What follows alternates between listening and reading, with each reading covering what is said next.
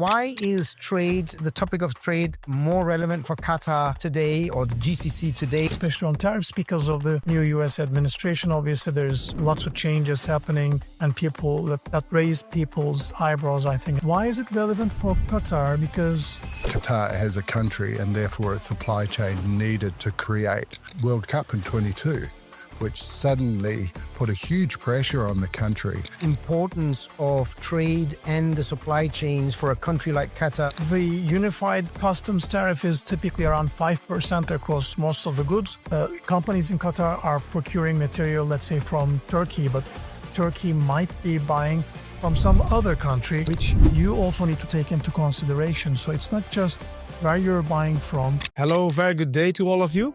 My name is Jitse. I'm with the Chartered Institute for Procurement and Supply, that's CIPS, here in Qatar. I'm one of the volunteers for the Qatar chapter. And today I'm very excited. We had the first ever podcast recording of the CIPS Qatar Supply Chain Podcast. It's been amazing. And we couldn't have done it without leaders. And today I'm together with one of the co-founders of Leaders.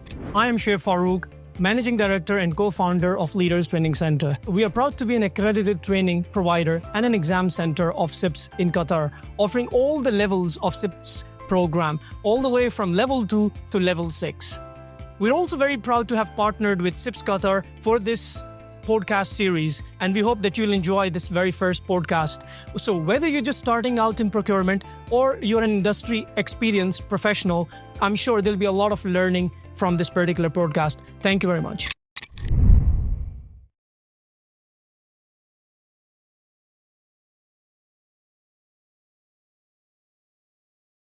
Welcome to the Qatar CIPS podcast. Thank you, Steve and Yalin, for joining us to talk about a very topical subject, which is trade tariffs and their impact on supply chains in Qatar and the GCC.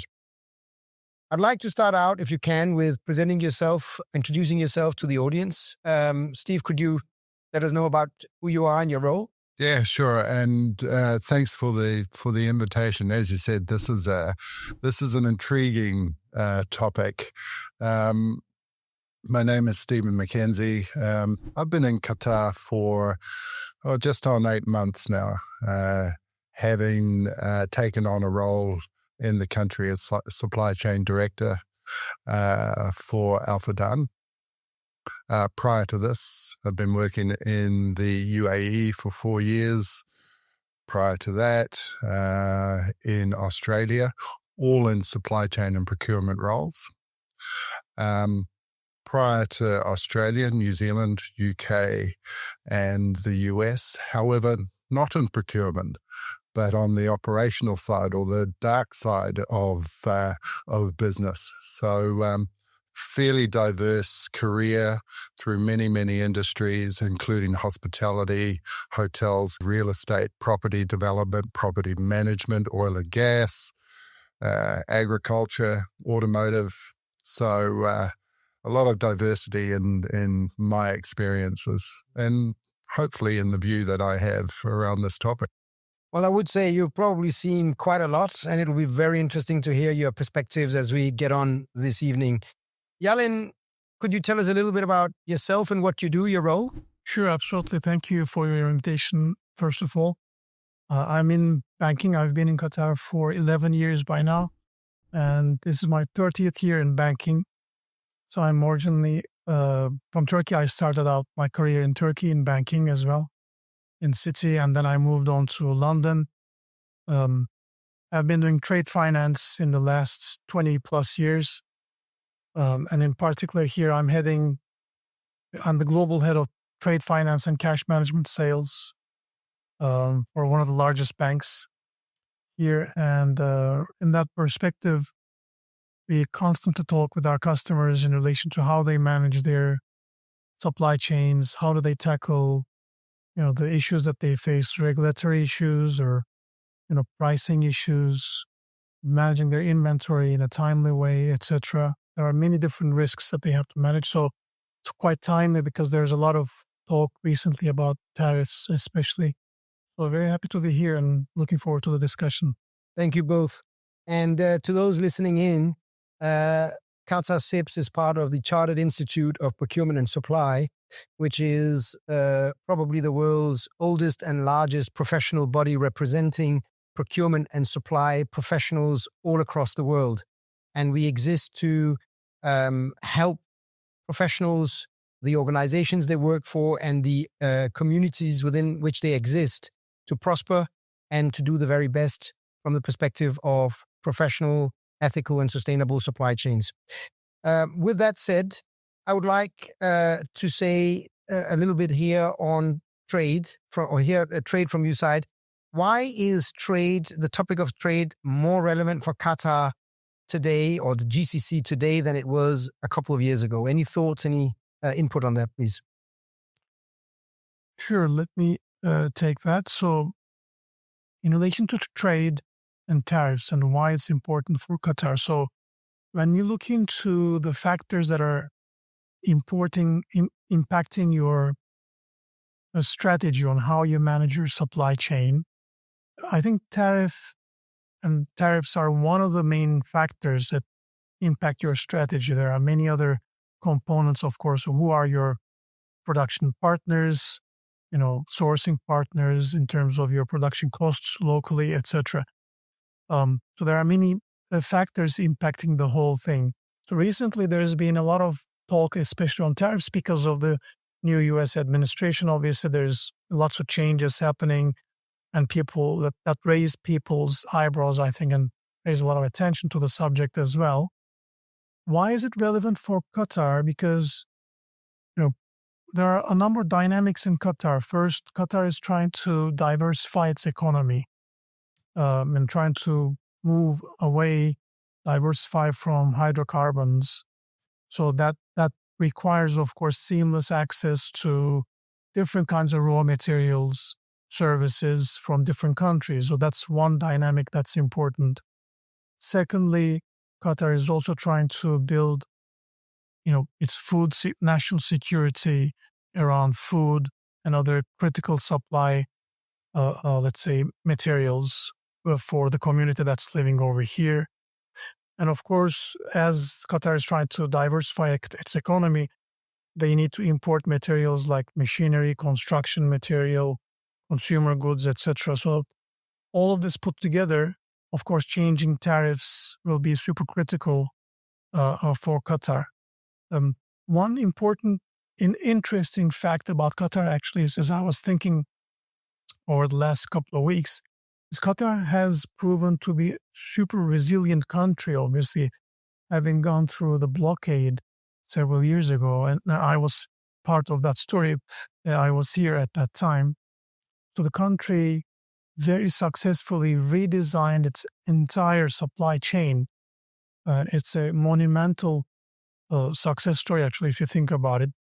Not just, of course, at government level, every single company in Qatar had to redesign their supply chains. So that was, there were lots of learnings from that experience, I think. I think this is, if we think about all of the dynamics around Qatar, I find it very relevant to discuss the topic here. Yeah, and I have to agree with you. Qatar is, using your word, an incredibly resilient country, particularly with respect to supply chain. You've mentioned blockade and the independence that Qatar as a country and therefore its supply chain needed to create. The other significant event was the World Cup in 22, which suddenly put a huge pressure on the country and its infrastructure to deliver a massive event, world-class event. The pressure on supply chain, on procurement organizations, procurement teams within the companies that benefited from such an event needed to lift. Everyone needed to learn more about volume, how to source that volume, how to rely on the global economy to support that event. So not only the blockade, but also the World Cup soccer event, has really combined to create the infrastructure, the supply chain infrastructure needed to address challenges that trade changes, trade implications globally present to the country. Yeah, no, thanks for highlighting the importance of trade and the supply chains for a country like Qatar that is reliant or dependent on sources from outside, but also I think it's really good to hear that, and it's reassuring that even if there are disruptions in the supply chain, Qatar is a country that has actually proven that at short notice it has the ability and the will to reconfigure itself. Now, hopefully things don't go that far, but maybe that takes us to a next point, and I think many of our viewers and listeners would benefit and I think be interested in hearing, how do you as an expert define tariffs? And can you maybe explain what is the tariff structure that is applicable to Qatar? And how could that change based on the things we hear about and see in the news? Across GCC, the unified customs tariff is typically around 5% across most of the goods. There are obviously some exceptions on certain foods, medicine, so maybe industrial machinery, etc. But tariffs is actually just one of the factors impacting how you manage your supply chain finance. There are non-tariff points as well, such as product certifications, health inspections, etc. These are all other factors as well that are impacting how you manage your supply chain. One also has to think about tariffs are not necessarily across just bilateral countries. If you think about it, Qatar companies in Qatar are procuring material, let's say from Turkey, but Turkey might be buying from some other country where there are tariff impacts on Turkey. So there will be a ripple effect, which you also need to take into consideration. So it's not just where you're buying from. I think as a company, as a supply chain finance manager, for example, I'm thinking the CFOs, supply chain finance managers will have to think about the entire chain of the supply and the impact of tariffs on every step of the way. So what you are saying, Yalin, here, and I think this is a theme that I have seen as a supply chain manager over the last couple of years, is that visibility beyond your first tier becomes important if you want to understand what could potentially either come at you or what you need to do in order to avoid it coming at you. I think this is a very, very good point and very interesting point for the viewers and the listeners, which is that knowing your tier one supply is good and should always be the case, but you need to go beyond that. Absolutely. Yes. Yeah, and not just visibility, but it's the knowledge and expertise within your organization to be able to create the data, create the information that gives you that visibility. Certainly that's an opportunity that I've seen not only in our business, but generally across supply chain and procurement organizations in Qatar, is there is a very fundamental and sometimes misunderstood view of what tariffs are, a simple definition, and what they mean to an economy and why they are there. Tariffs are there for a number of different reasons. Sometimes it could be protectionist. There could be a developing industry within a country. So tariffs are applied to support that local industry. And certainly we find that particularly in the food and beverage space, there are some emerging and developed food production enterprises here in the country.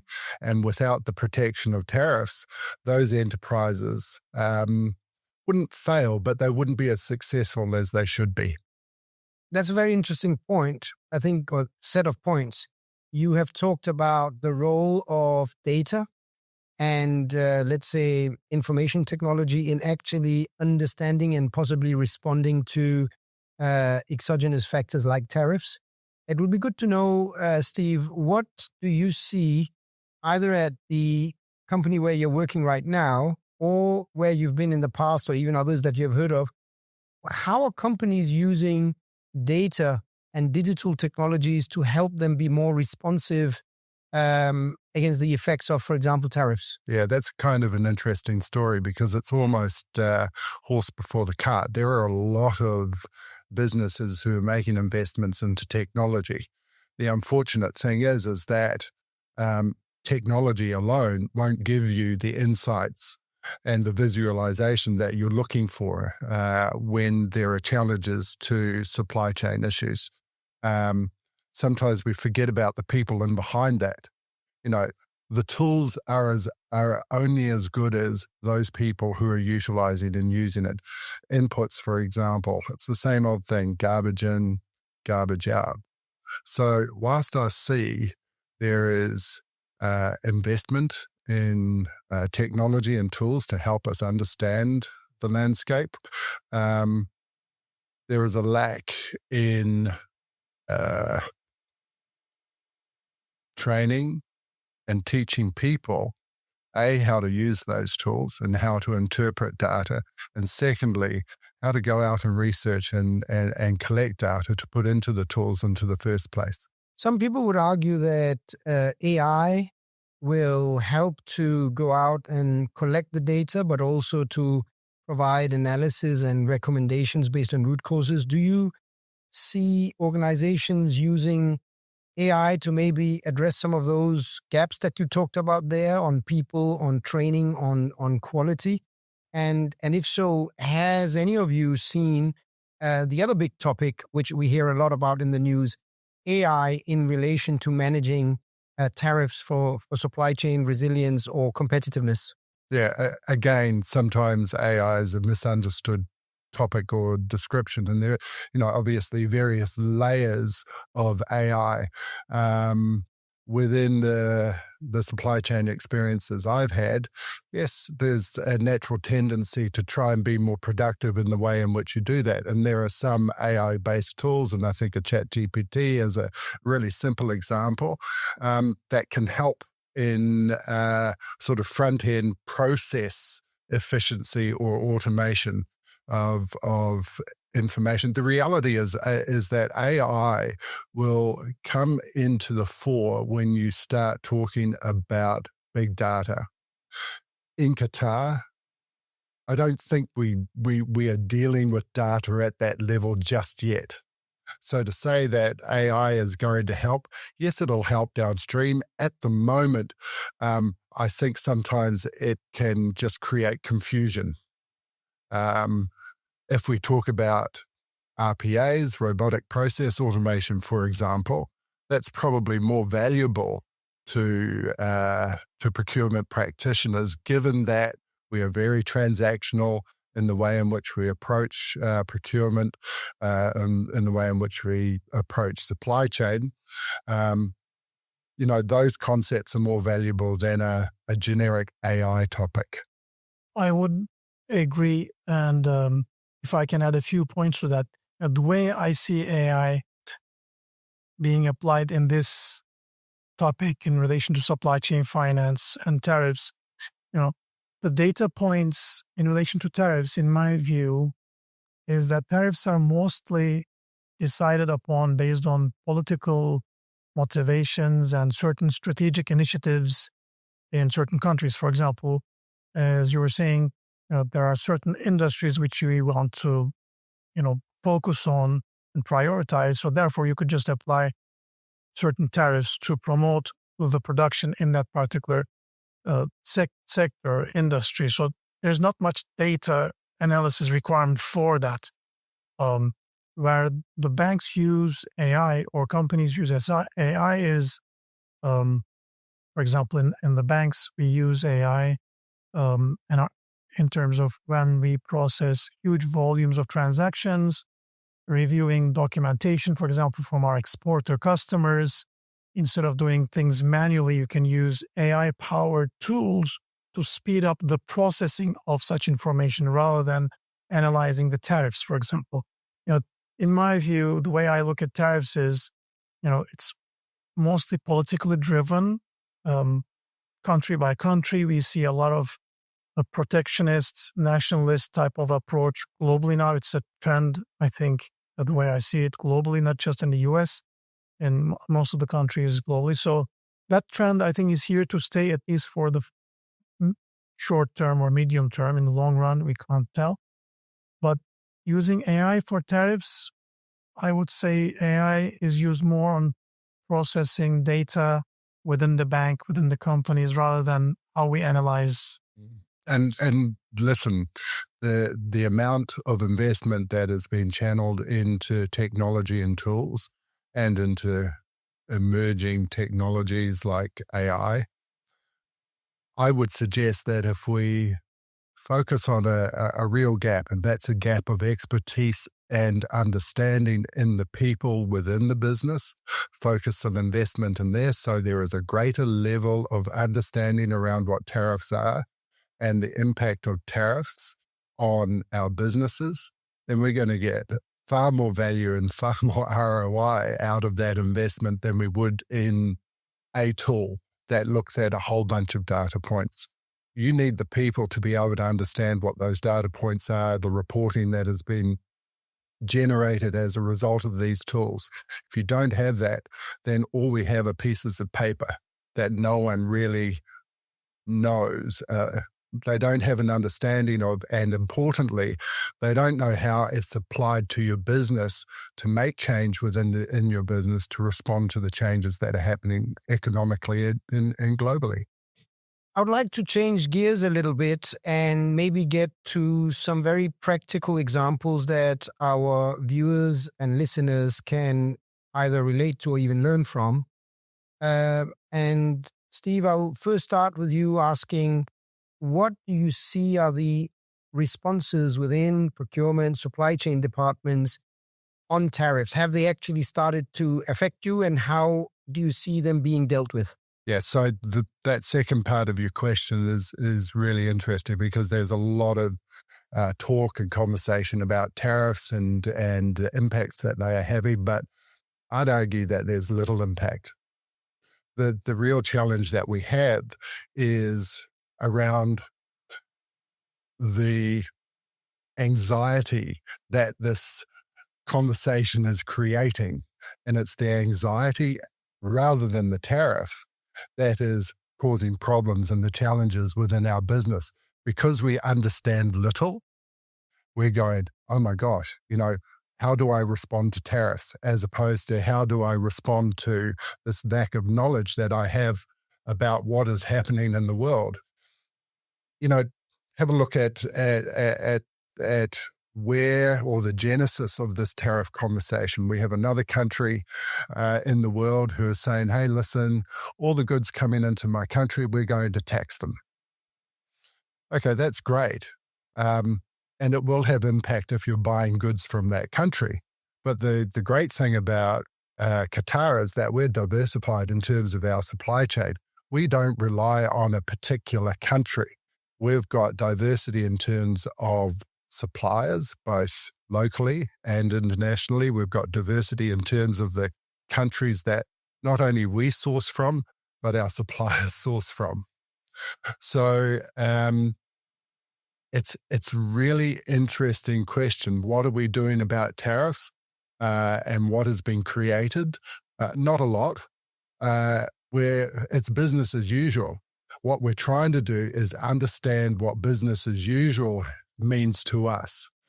So in order to look at what that means, we look at the whole visibility issue and how we collect data and how we understand it, not only at data points, but it's around digitization of data, moving away from manual processes into things that are more automated and digitized.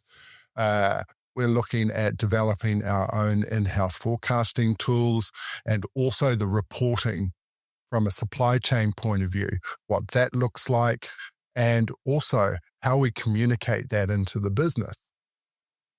That's another thing, because we are so transactional in nature, we forget about the information that we can generate as a function, supply chain function, procurement function, whatever you want to call it. We forget that we have got access to so many data points that there is value in communicating that data and that information. However, we don't have the expertise to do it. So one of our focuses is developing that expertise in-house or by engaging consultants and we've got a great program in our business where we will sponsor interns who are currently studying specific disciplines like AI, like data analysis. We sponsor them. They come into our business. They learn about how they apply theory to a business situation. And this is one sort of avenue that our business participates in that I'm really keen to take advantage of, because we have that ability to connect what's happening theoretically with the real world. I think what I like with what I heard from you, Steve, is, I mean, you said a number of very important points in that. The first one is one of the functions of a supply chain team or a procurement and contracting team is to be able to shift things around to where it makes sense to buy them so that your business can continue operating reliably, profitably, safely. So I think the tariffs is a new thing on the block, but in the past it may have been other things. I think that's very... And you're right, the strategies haven't changed. I've talked about visibility. The other, and you've touched on it slightly, is that diversification of the supply chain, whether it's geographically based or what have you. One of the key strategies that we're employed at the moment is dual sourcing. Now, dual sourcing is saying that, hey, we've got a single item and we typically buy it from one supplier, but because of the volatility in the market and in the world, we need to look at that one item and have a backup plan, have contingencies. So now we are developing a framework where we say, even at a one item level, we'll have 1, 2, or 3 suppliers, particularly within that critical item space. Indeed. And I think this is a very practical way for people to actually be even more responsive to potential disruptions in the supply chain, given that there is arguably more volatility now. And I'll come back to that in a moment, Yalin, to you. But I also want to just pick out 2 other things that you said, which I think is very important for people listening in or watching this. The first one is that in your experience, this is more about anxiety than actual impact, because whilst there is an indirect, let's say, trickle down from, let's say, buying from China or from the US or from other countries, Qatar has the ability to diversify its supply chain. So I think that's one very good thing to take away.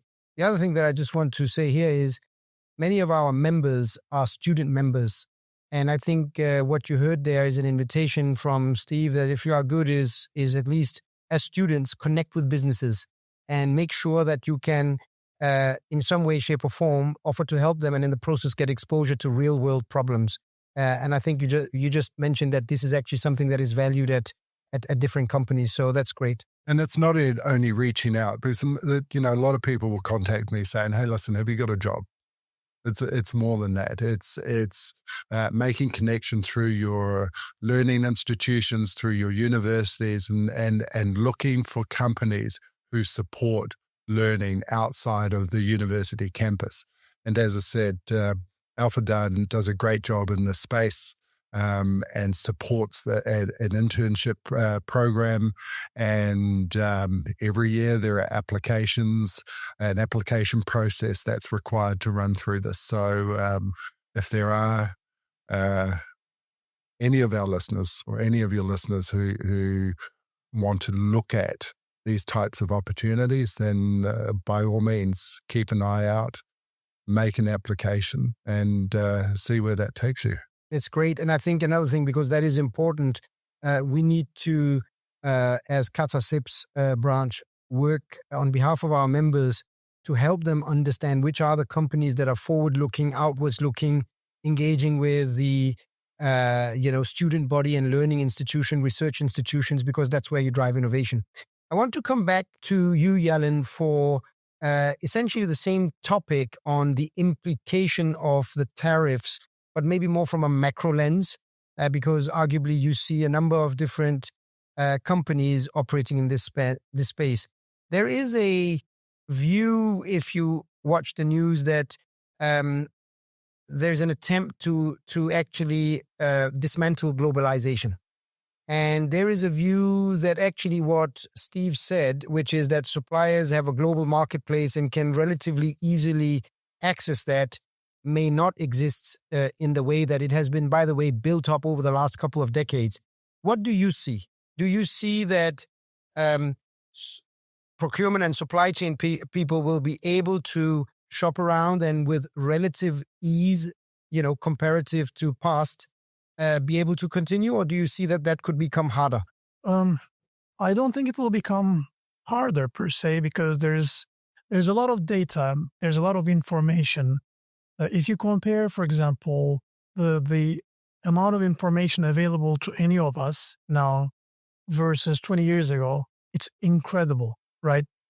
Thanks to internet and, all of the nice technologies that we have in our hands now, information is available at the tip of your hands. So therefore, I don't see that as being more difficult. But there's a lot, of course, that's happening. From a bank's perspective, particularly,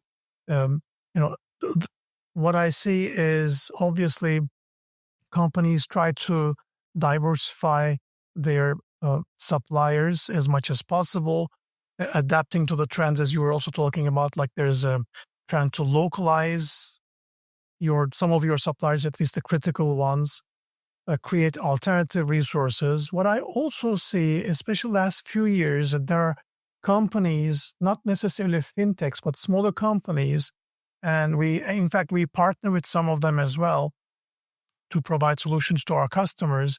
And these companies, for instance, step in between you as a company and your suppliers, and they take over the specific task of managing your suppliers, making the procurements on your behalf, and keeping that inventory on their own balance sheet, negotiating the pricing if necessary, getting better financing pricing from the banks.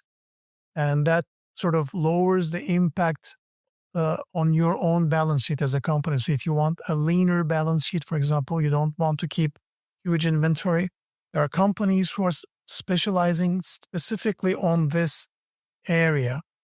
So that's one of the trends, for instance, that I see. And I see global names in IT, healthcare, and different industries working with these types of companies. And we partner with these types of companies as well, because, you can't specialize in every single field, but this is something that I see that's happening in different parts of the world. Jalin, I think that's a very interesting point, that the bank has partnerships with and facilitate some of your customers to reach out to companies that offer procurement capability on their behalf.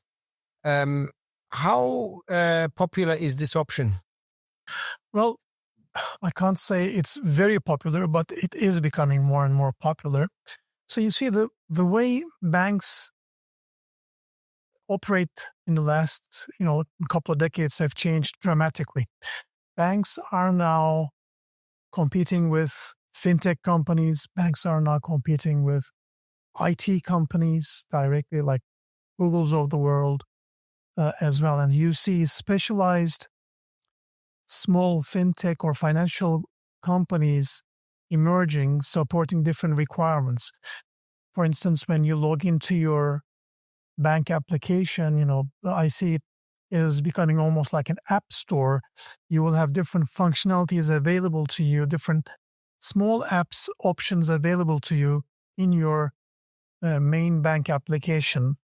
So the more partnerships banks have in different areas, the better services those banks will provide to their customers. And that's what any bank with global ambitions will need to do. So that's how it's working now.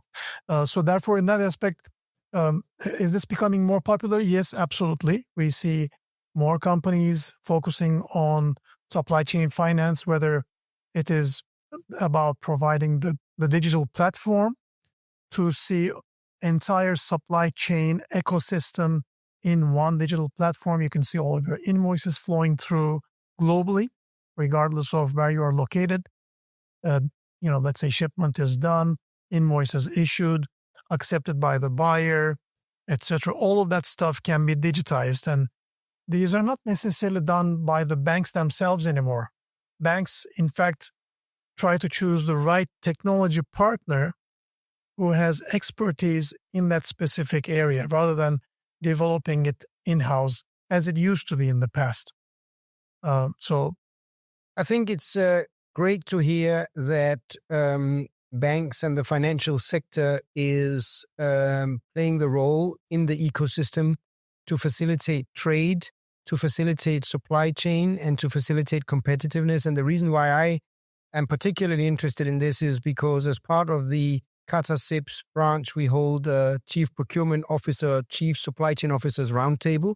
Right. As a matter of fact, we have one later in the year where the Chief Executive of the Chartered Institute of Procurement and Supply will be facilitating that with private and public sector companies or organizations.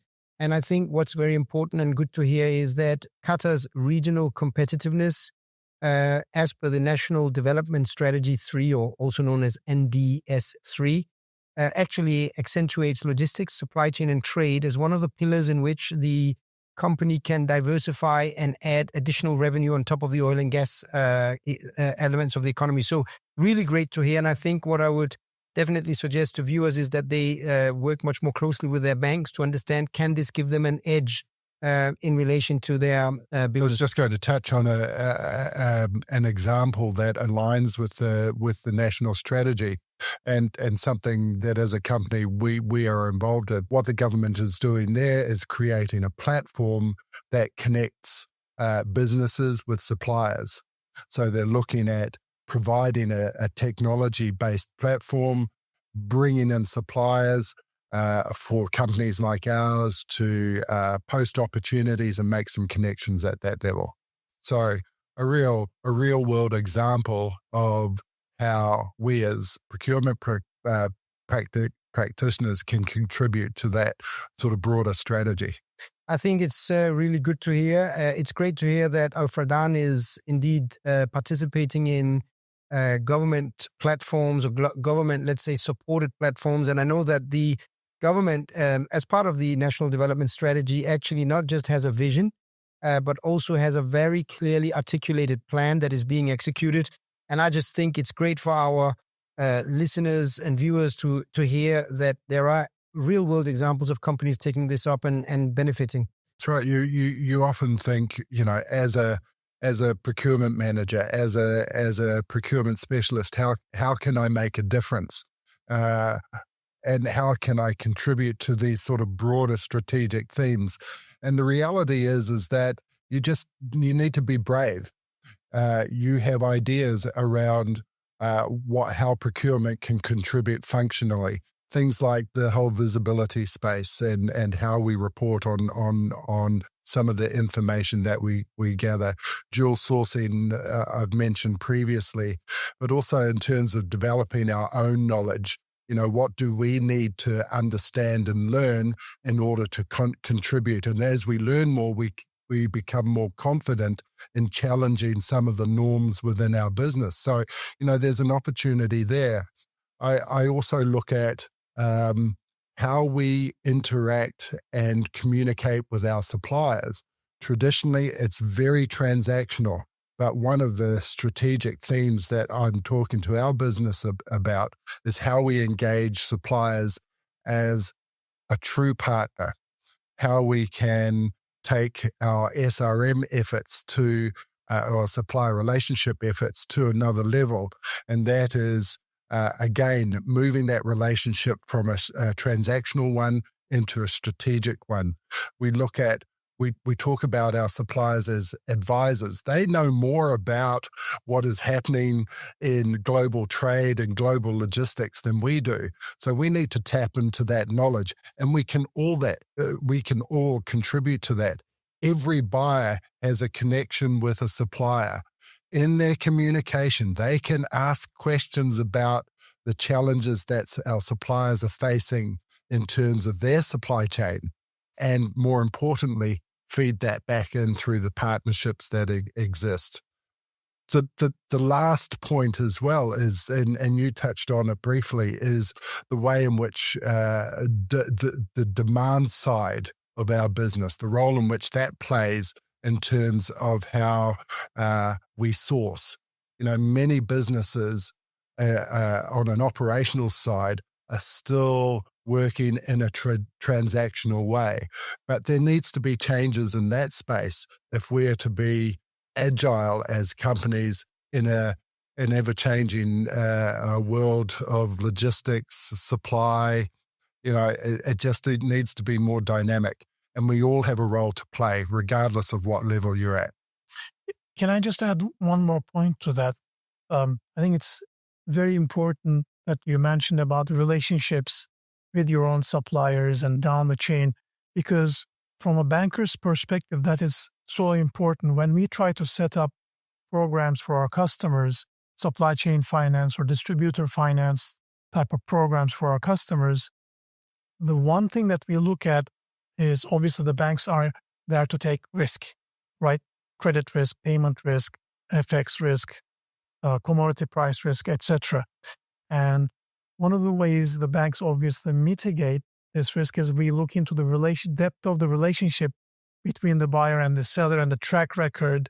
So that's absolutely critical in the whole scheme of things. So tariffs obviously is just one component of the risks that the companies, procurement managers, supply chain managers have to manage.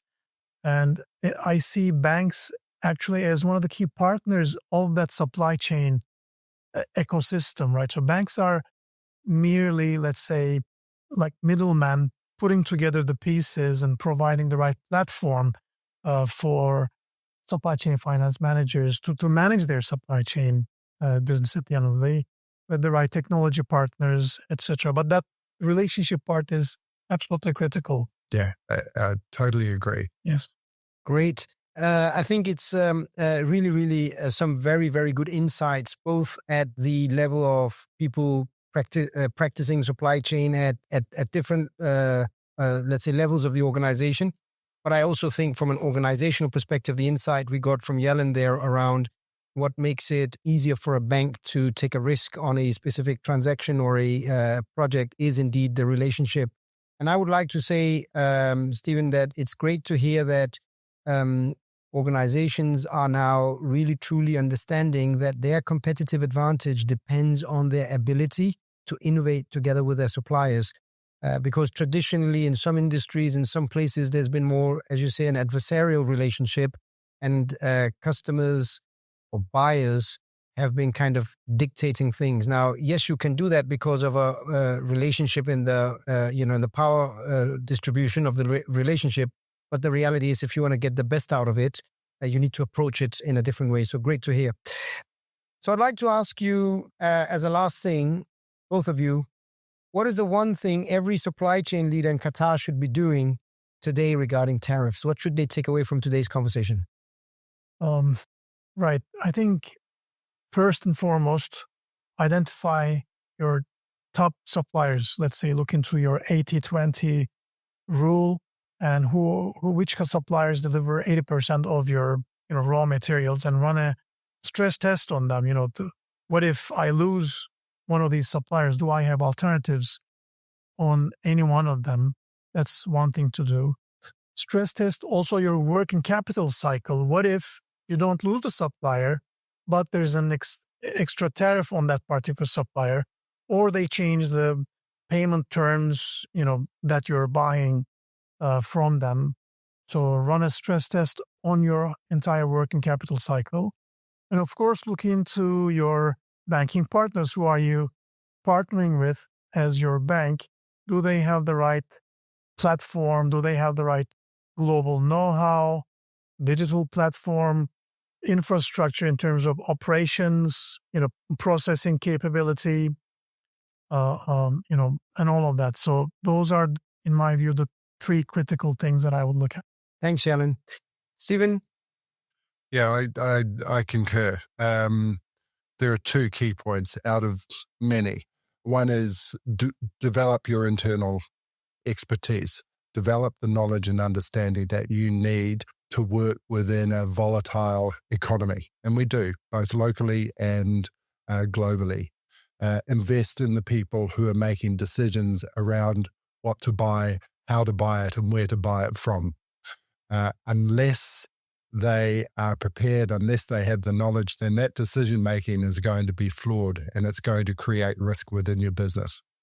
Secondly, work closer and in a different way with your suppliers. Move from transactional relationships to strategic relationships. As you said, identify that 20-80 Pareto rule. Look at who your key suppliers are and go beyond a price conversation. Go into tariff conversations with your suppliers. Go into the macroeconomics of what is happening in their space and also understand it. If I can add one more point, not necessarily, for every company to do, but especially industry leaders in Qatar, for example, it is so important for them and leading banks to get together and work closely with government, because government plays such a critical role in managing these, impact of tariffs. For example, building this, the free zones, Qatar Financial Center, and these types of initiatives are absolutely critical to develop the necessary know-how in the country, develop the infrastructure, to help companies facilitate these types of solutions for the companies here in Qatar. So having that sort of network connection in the country is, I think, very important.